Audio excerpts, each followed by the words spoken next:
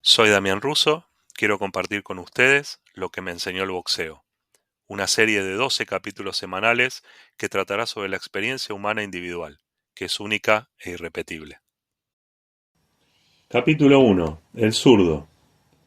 En 1992 comencé a practicar full contact, una disciplina deportiva de combate cuerpo a cuerpo que reúne algunos elementos de las artes marciales y otros del boxeo. Para decirlo de una manera más simple, la actividad se circunscribe a un cuadrilátero, emplea la técnica del boxeo en el uso de los puños y distintas patadas básicas que provienen del karate-do y del taekwondo, entre otras actividades. La mecánica de aprendizaje era muy similar a la utilizada en el boxeo. El instructor dedicaba a los principiantes unos pocos minutos por clase con el objetivo de transmitirnos las primeras técnicas básicas. Cumplido ese breve cometido, volvía a dedicarse al grupo más antiguo. La repetición de la técnica aprendida y la oportunidad de imitar a otros compañeros quedaban sugeridas como las principales herramientas de aprendizaje. De ese modo, durante mi primer mes de entrenamiento, distribuía mi esfuerzo entre las siguientes tareas: llevar a cabo el calentamiento muscular, continuar con una serie de ejercicios físicos muy exigentes, practicar frente al espejo las primeras técnicas, como por ejemplo avanzar y retroceder de a un paso por vez, manteniendo la guardia correctamente armada, entrenar abdominales y elongar muscularmente. Todo ello hasta el último aliento. Las clases tenían una duración de 2 horas y media y acudíamos al entrenamiento 3 veces por semana. Esa dedicación de algo más de 1 hora por día cobraría un protagonismo creciente en mi vida. A los 22 años, lo primero que me enseñaba este deporte era que podía soportar más de lo que pensaba. Con solo observar a mi alrededor podía adivinar los escalones siguientes que me aguardaban. Miraba de reojo los combates libres que se sucedían clase tras clase entre los compañeros más experimentados.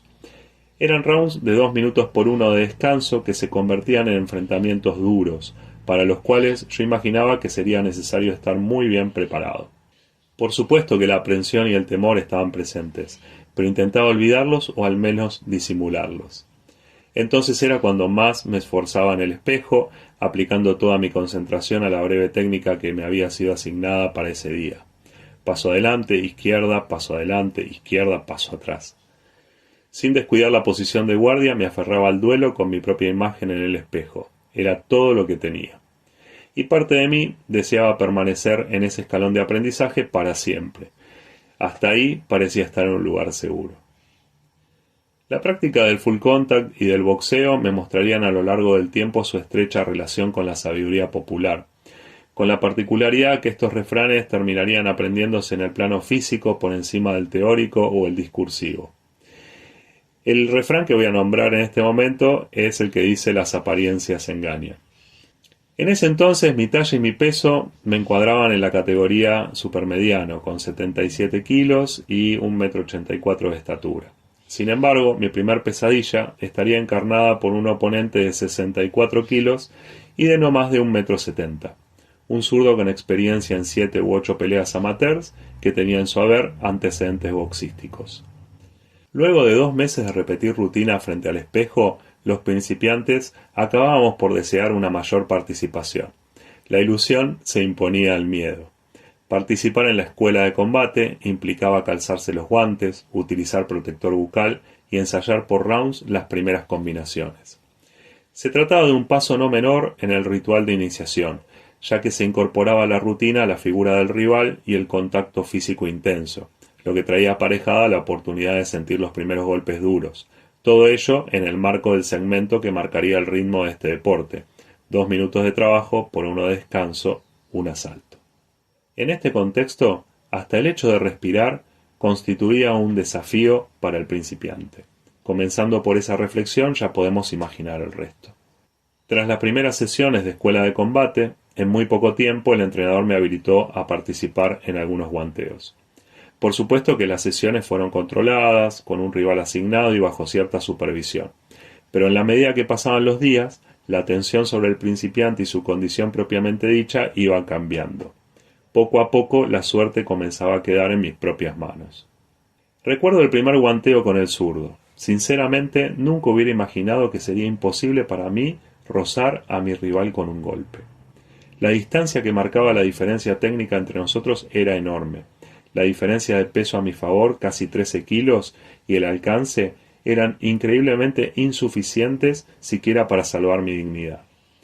El zurdo jugaba conmigo, me golpeaba cada vez que se lo proponía, combatía con la guardia baja, mientras yo veía cómo me mostraba el blanco de su protector bucal sonriendo con superioridad. La situación se repetía al menos 2 veces por semana, en ocasiones 3, y en honor a la verdad mi frustración crecía hasta límites insospechados. Frecuentemente comenzaba el día, lo transcurría y lo finalizaba pensando en esos guanteos. Mi primo menor, Hernán, se sumó al gimnasio casi al mismo tiempo que yo, y muy pronto compartimos el mismo destino. La regularidad del castigo le agregaba una cuota de crueldad a la escena. Pocas veces hablábamos de ello con mi primo, más bien nos mirábamos el uno al otro y nos comprendíamos de inmediato.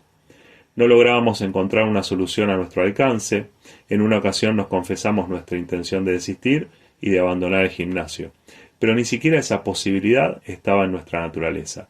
Hernán y yo, para bien o para mal, éramos 2 tipos duros. Una tarde alcancé mi propio límite. Llegó la sesión de guanteo que se llevaba a cabo cada clase. El gimnasio tenía unos 20 metros de profundidad por otros 8 de ancho. En esa superficie, unas 10 parejas de contendientes esperaban la campana para comenzar a combatir. Entre ellos nos encontrábamos el zurdo y yo. Cuando el zurdo se situó frente a mí, esbozaba una sonrisa, como si me diera a entender que podía percibir y quizás saborear mi miedo. El reloj, insensible a cualquier circunstancia humana, técnica o espiritual, marcó el comienzo del primer round. Sonó la campana. Enfrenté al zurdo y sin demasiada confianza intenté mantenerlo a distancia lanzando una patada frontal seguida de un jab de izquierda. Con medio paso atrás, el zurdo se quitó de encima mi ataque. Esperé el contragolpe, dispuesto a retroceder ante su primer movimiento. Su velocidad de piernas y de manos me había mostrado que durante sus combinaciones de ataque yo era incapaz de ver el segundo o acaso el tercer golpe que lanzaba, recibiendo los plenos en muchas ocasiones. El zurdo se perfiló, amagó con un jab de derecha, su mano más cercana a mí, y sin completar el golpe giró anunciando un revés de mano derecha o una patada con giro. Retrocedí 2 pasos. Él completó el giro sin soltar ninguno de los 2 golpes. Intenté responder con un jab de izquierda, pero me faltó confianza y quedó a mitad de camino. El zurdo amagó con otro jab de derecha, amenazó con otro giro, mientras yo volvía a retroceder. Repitió la maniobra nuevamente y para ese momento ya me había obligado a desplazarme en línea recta varios metros hacia atrás. Llegué al límite del salón, lo noté al golpear mi espalda contra la pared, él completó el último giro y tampoco soltó ningún golpe. Se detuvo, me miró a los ojos y gritó, actuando con una mueca desencajada. Cuando finalizó el round sentí que más bajo no era posible caer. Al final de la clase me quedé unos minutos más aguardando a que la mayoría de los pupilos se retirara y dejara libre al instructor. Me acerqué y le dije lo siguiente: «Profesor, necesito saber cómo se controla un rival zurdo. No tengo idea de cómo hacerlo». Corrales me miró y me respondió: «Mire, el zurdo está acostumbrado a pelear con derechos. Los derechos como usted no están acostumbrados a combatir con zurdos. La técnica cambia. Párese como un zurdo», me dijo. «Fíjese cómo quedamos invertidos, como si estuviéramos situados frente a un espejo. Si el diestro intenta lanzar un jab de izquierda, del modo que le enseñamos, va a encontrar el camino cerrado por el perfil externo del rival. Ahora, si usted, en lugar de iniciar el ataque del modo usual, lo hace con derecha, el golpe encuentra todo el espacio libre del borde interior de la guardia de su rival. Luego, usted puede cerrar la acción con un cruzado de izquierda, ya que el rival estará desordenado por haber recibido un primer impacto». Pese a no terminar de entenderlo al instante, mis ojos brillaron. Había una solución técnica para probar. Eso era mucho más que la montaña de vergüenza y frustración que yo había logrado acumular hasta ese momento. Le di las gracias a Corrales y regresé a mi casa repasando una y otra vez la maniobra. Pensaba que en el próximo guanteo el zurdo esperaría de mí que hiciera lo mismo de siempre, pero por el contrario yo estaría buscando la oportunidad de emplear mi nueva herramienta. Adivinaba el borde interior de su guardia. En lugar de mirar hacia la calle a través de la ventanilla del colectivo mientras viajaba de pie hacia el barrio de Almagro, lo veía al zurdo. Mis talones giraban levemente en el piso del bus, mientras sentía cómo partía esa derecha imaginaria. No lograba ver qué era lo que ocurría del otro lado, pero cerraba con un cruzado de izquierda. Era como un mantra, como una oración que repetía una y otra vez. Me sentía inmerso en un estado completamente nuevo. Tenía una carta con la que podía continuar dentro del juego. 2 días después llegó la hora de aplicar la estrategia aprendida. Es sorprendente el poder de la necesidad.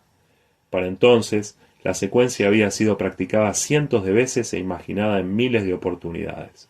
Por primera vez estaba ansioso por enfrentar al zurdo. Por otra parte, no quería exteriorizar mi nuevo estado de ánimo. Me comportaba como si la nueva herramienta pudiera ser advertida por mi rival antes de tiempo. Cuando nos enfrentamos para iniciar el guanteo, no quise ni mirar al zurdo a los ojos. Mi mirada esquivaba la suya, evitaba el contacto. Sonó la campana, quedé receptivo, flotando ligero en cada pequeño rebote sobre mis metatarsos, tratando de sentir el próximo ataque apenas se anunciara. El zurdo ensayó 1 o 2 amagues y avanzó. Como un resorte descargué un recto de derecha lo más profundo que pude y cerré la combinación de manos con un cruzado de izquierda, pero no lo alcancé. Volví a mi posición inicial, nuevamente concentrado y flotando sobre mis metatarsos, con la guardia armada y dispuesto para actuar.